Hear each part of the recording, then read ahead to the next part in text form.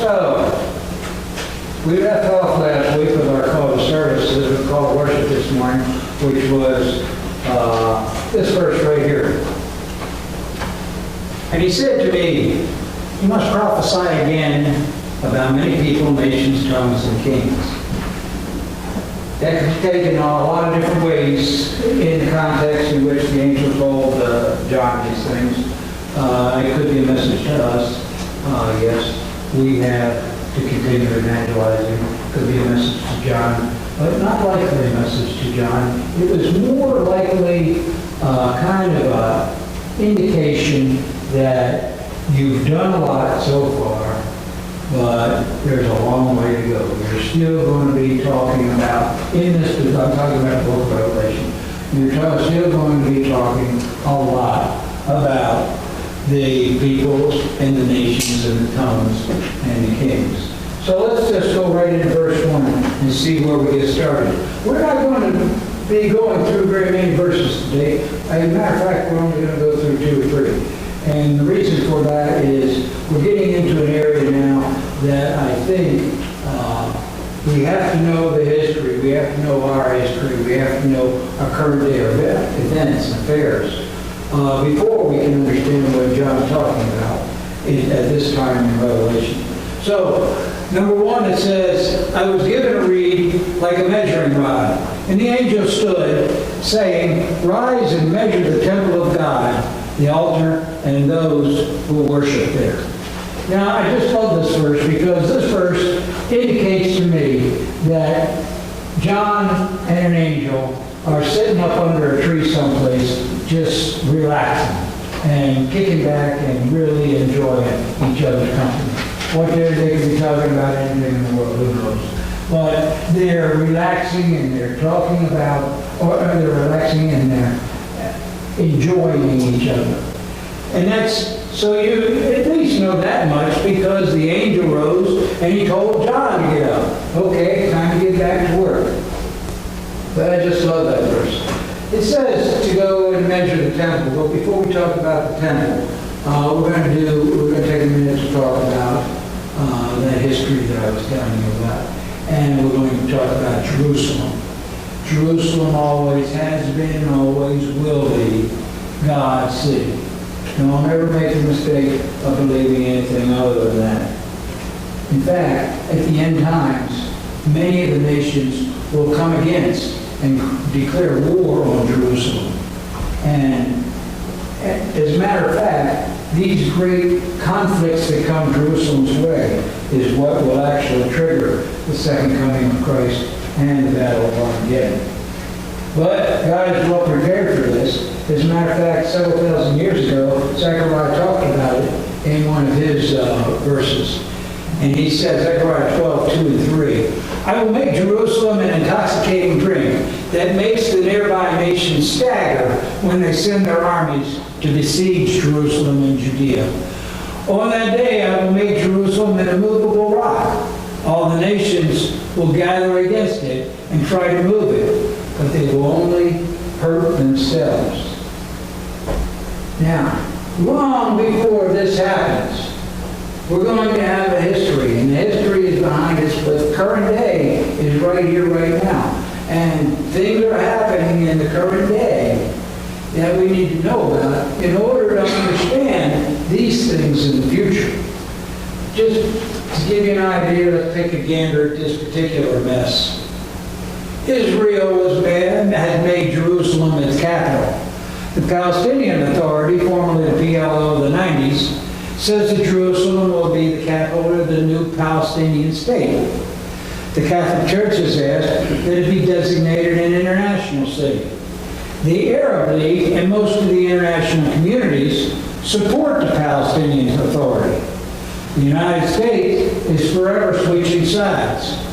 And you can imagine that all of this put together is one big, huge thorn in the side of the United Nations. Why is this so important? Why is Jerusalem so important? It is so important because in the old city, the old part of Jerusalem, there's this little plot of land that's 37 acres big, or small, you might say. and it's called the Temple Mount. And within that 37 acres, 3 huge religions, international religions, claim it to be either the first, second, or third holiest place on the entire earth within this 37 acres. Christians believe that somewhere on this 37 acres, Christ died on the cross. The Jews of Judaism believe that somewhere on this 37 acres sat their first 2 temples, the Temple of Solomon and the Temple of Herod. And Muslims of Islam believe that somewhere on this 37 acres, their prophet Muhammad made his miraculous night journey to heaven from this spot. Here's an overview of this 37 acres. Now, you'll notice there's a wall, and I don't know if you'll be able to pick this up, but there's a wall. You can see pretty much the south part of the wall and the east part of the wall, then it kind of gets lost. You see some of the west part of the wall. The west part of the wall, of course, you remember that is the Jews' wailing wall. That is where they go and they take their prayers and put it on paper and they stick it in the little slots, crevices in the wall. But what I want you to know about this wall that goes all the way around, is that there's 11 gates, open gates, and 6 sealed gates. And it's pretty clear who dominates this 37 acres. Because of these 11 gates, 10 of the gates are reserved just for Muslims. 1 gate is reserved for non-Muslims. Any of us, anybody in the world that's not Muslim, is going to have to go through that one single gate. Now the next slide it might be a little bit hard to see, but it was the best one that I could come up with. This is pulling back from that first view, and I'm just going to come up here and show you where things are a little bit. This area over here, this is that 37 acres right in here. Now, I don't know if it was in order to keep the peace or by threat or for whatever reason, but all the other 2 religions, they kind of went outside of the wall and they started putting up their shrines and pilgrimages and churches and synagogues and whatnot outside that 37 acres. So you can see the crosses are every place that us Christians have put a shrine or a church or something. The star, of course, is the Star of David, and wherever you see that, they have 1 star that is inside the 37 acres, and that will be the Wailing Wall, I'm sure. And then you can see even the Muslims felt like, even though we dominate this 37 acres, we don't want to be overdone, so we're going to move some of our temples outside of the 37 acres too. So you see 1 up there at the top, 2, 3, 4 down here. So anyway, you can see kind of the layout of the way Jerusalem and the temple are right now. With that background, it's not hard to understand the Middle East conflict. The Middle East conflict is simply a struggle between 2 religions, and that would be Judaism and Islam. It constantly raises the question, whose God is God, and who worships the right God? Neither side are going to give an inch on this issue. They're not going to give an inch because they're dealing with the reputation of their God. That's what's at stake.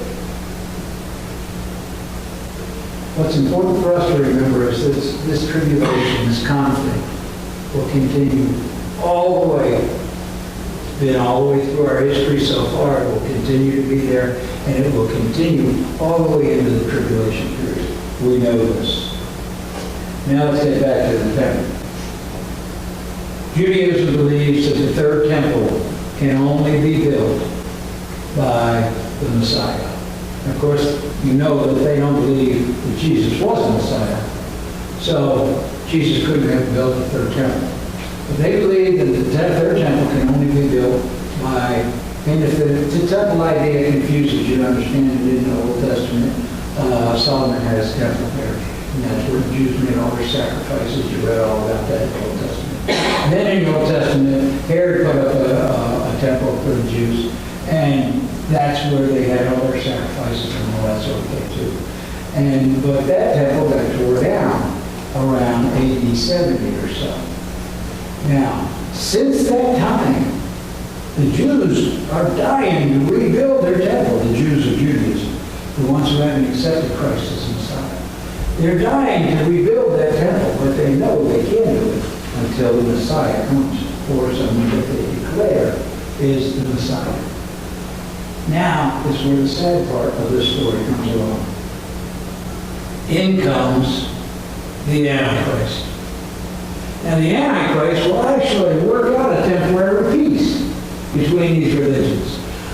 The tribulation temple will be rebuilt. That's what it's called. That's what this third temple is called, the tribulation temple. The tribulation temple will be rebuilt, but Jerusalem and the temple will be in line of fire until the second coming of Jesus. Now, why is this so significant? I don't know about you, but I have always felt in a kinship with the Jews. And what happens to them makes me really happy or breaks my heart, one or the other. That kinship comes from my growing up reading the Bible and understanding the Old Testament and realizing that these were God's first people. These were God's people. These were the people that God chose. And being a devout Christian, that makes me a part of them. Even though I'm later considered to be a Gentile, or we're considered to be Gentiles, we're considered to be in that same family of God's children. So, I've always considered them, considering a kinship with them. Whether they believe that Jesus was the Messiah or not. There are Jews who do believe that Jesus was the Messiah. Many Jews. As a matter of fact, there's a whole organization, I guess you'd call them a Christian denomination, calls the Jews for Jesus. And I follow them quite closely. But they're very sporadic around the world. What they do, they minister mostly just of the Jews.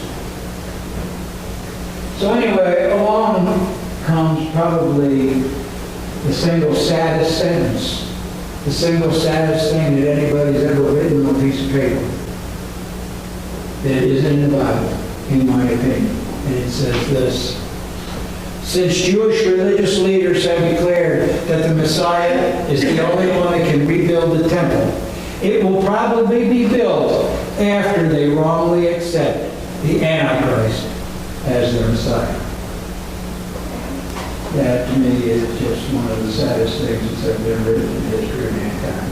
Not in the Bible. Okay, let's get back to what John was told to do. He was told to measure the tribulation temple, to measure the altar, and to count the worshipers. Now, we all know the difference between Christians and the Jews of Judaism. Christians believe that Jesus was the Messiah, Son of God. The Jews have never accepted that. The Jews of Judaism, it is just completely outside of their concept to understand that their big thing is about sacrificing animals in the temple for forgiveness of sins and for a lot of different reasons. But it's beyond their ability to understand that Jesus comes along and he offers himself as a one-time sacrifice for their sins. It's just completely lost on them for whatever reason that is. So anyway, the Jews, they're extremely anxious, even today, to get this temple built. Because that way they can start sacrifices again, and that way they can have their sins forgiven. So essentially, what God is asking, and understand at this particular time in Revelation, this particular time of John Craig stuff, there are many Christians around, but they are certainly not in Jerusalem. That's where the Antichrist is. The Antichrist has a bounty out on Christians. There are still within the world 144,000 Jewish evangelists out there. that are continuing to evangelize. These guys are still out there working, and they're converting people. But the problem is, especially in this area, in Judea and Israel, every person that they convert, that person runs into hiding because there's a bounty on their head. So there's no Christians in Jerusalem, so to speak. There may be in the outskirts. Or if they are in Jerusalem, they're certainly hiding. So, and they're certainly not in the temple area. So God's asking John to count the worshipers is a rhetorical question by God, because there are none. There are no Christians, because God's talking about, I want to know who the worshipers are in the temple that are worshiping the Son of Man. And, like I said, there are none. Let's look at verse 2. But leave out the court, which is outside of the temple, and do not measure it, for it has been given to the Gentiles. And they will trod on the holy city underfoot for 42 months. I often wonder, now remember, there's no Christians here. These Gentiles that God's talking about, the Gentiles are other people, not Jewish, other people who don't believe in God, or atheists, or they believe in God and they just don't like what he represents very much. So they're non-believers, and I often wonder why this verse even existed. Why would the Gentiles, the non-believers, why would they even want to be in the outer court of the temple? And the only thing is, if I look around the country today, if I look around the world today, I kind of get my answer. It's because people are always going to be people, and they're always going to be jealous, and they're always going to be making fun of everybody else. So the reason that the Gentiles are going to be in there is they're going to be in there making fun of all the Jews of Judaism who are out there making their sacrifices and trying to have their sins forgiven. So that's probably why all that is in there today. But I want to go back for just a second to before the tribulation temple is built. In the book of Numbers, chapter 19, we're told, and the Jews were told back then, that the blood of a red heifer, without any spot or blemish, needs to be sprinkled on the temple mount before the temple can be rebuilt and before God will accept services there. Now, if you're from Indiana, I'll tell you, from Texas, that's what a red heifer looks like. The problem is, the Romans destroyed the entire herd of red heifers back when they destroyed Herod's temple in AD 70. And they did that because they knew the relationship. They knew they didn't want the temple ever to be rebuilt. So they destroyed this entire herd. This has nothing to do with nothing, but just something that as I was putting all this together and researching it, it just kind of dawned on me that the temple was destroyed in AD 70, and Jesus was 33 years old when he died. And if you subtract 33 from 70, you get 37. And it just seemed ironic to me that 37 is the exact size in acres of the Temple Mount. And to me, it really means nothing, except for to me, it's just kind of like God is pulling all the ends in together. But anyway, somehow or the other, the Jews, they reestablished the herd of red heifers. And you can see right here that the byline says we're going to select a proper candidate from this herd. And they're using magnifying glasses. They need to make sure that there are no spots and no blemishes and nothing on this red heifer. Up here, I don't know if you can see that, but this picture came from what's called the Temple Institute in Jerusalem. Temple Institute, I don't know if you call it a college, but it is where the Jews of Judaism teach their priests. And I will tell you that they use these same red heifers, they use them as animal sacrifices to train their priests this very day. And you don't want to even try to find this herd because you're not going to get close to them because the entire herd is guarded by machine gun toting guards. Now, don't take too much to heart about this animal sacrificing going on in the temple because I'm sure that all of this meat goes to worthy causes and all that sort of stuff. But I just wanted you to know that it does indeed, it is happening today. Since the Holy War is kind of the bedrock of Jerusalem, I thought I would finish up today by comparing the three religions. The most latest one I could find, which is kind of old, but it was the 2011 census. There were 200, almost 500,000 Jews in Jerusalem, almost 300,000 Muslims in Jerusalem, and 14,000 Christians. So the reason I showed you that is because the question becomes, if this is right, there's half as many Muslims as there are Jews, why do Muslims have such dominance over the Temple Mount? Today we're talking about. And I think in order to understand this question, you have to understand the differences between the three religions and the attitudes. That's probably the biggest things. The attitudes that are fostered by these differences.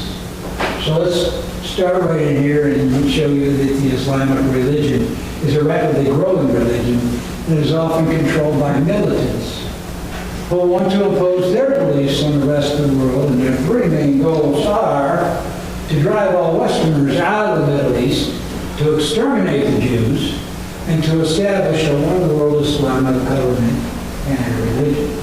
So the question then becomes, what do they believe? So I'm just going to go through this of the things that they believe. Muslims believe that all are soldiers in all his army who must fight. And if they cannot fight, they must give financial support to those who do. They believe that non-Muslims are the enemy. All non-Muslims must be forced to submit to Islam. All territory that has ever been under Islamic rule must be kept or brought back under Islamic rule forever. When the Muslims become a majority in a country, it must control the government. They believe that the Jews are only temporary residents of Jerusalem and Israel. All concessions, these next two will just blow you away. All concessions by non-Muslims are signs of weakness and an indication that the Muslims are winning. That's why you cannot negotiate with these folks, because they believe that good negotiations are all about give and take. If you give anything, they believe that they're winning because you're weak. The next one is Muslims can sign a temporary peace treaty and break it if doing so advances the cause of Islam. There's absolutely no reason to have a peace treaty with Islam because they can break it anytime they want, because there will always be somebody in their hierarchy that believe it's not promoting Islam, so we go back to war. And all this is because Muslims believe they are in a holy war until Judgment Day. Muslims worship the moon god Mecca, called Allah. Muslims say Allah is not love, but Christians say Jehovah is love. Muslims say that Allah is not a father, but Christians call Jehovah a father.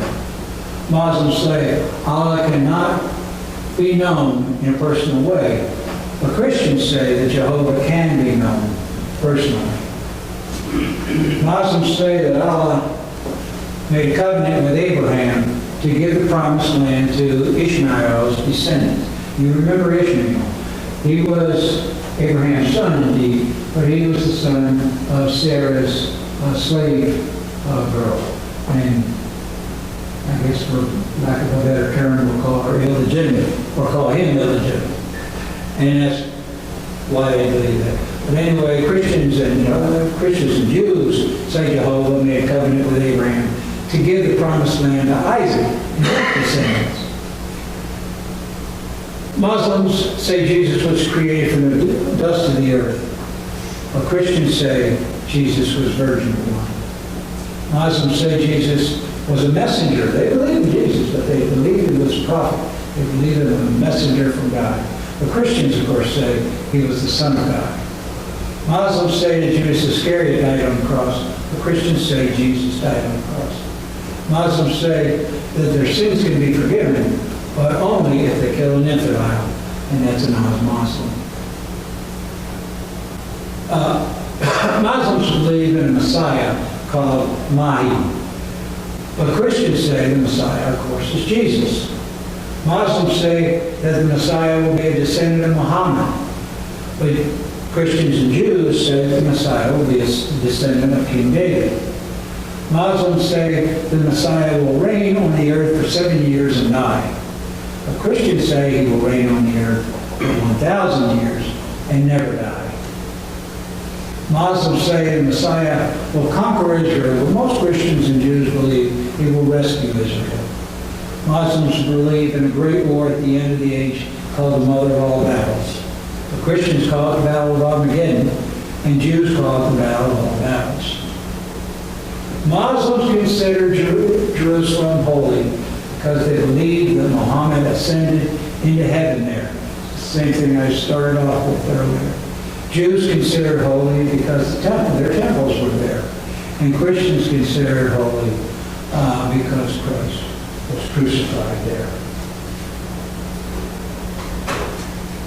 Last but not least, Muslims have a chant that goes, after we get rid of the Saturday people, which are the Jews, we will get rid of the Sunday people.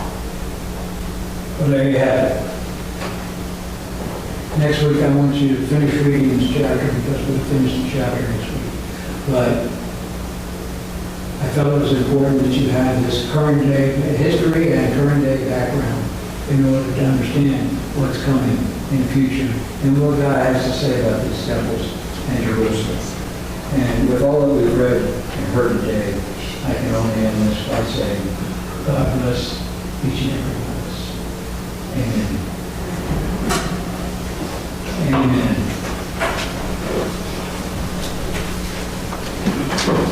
All right, if you return your hymnals to your offering and communion hand on Christian soldiers.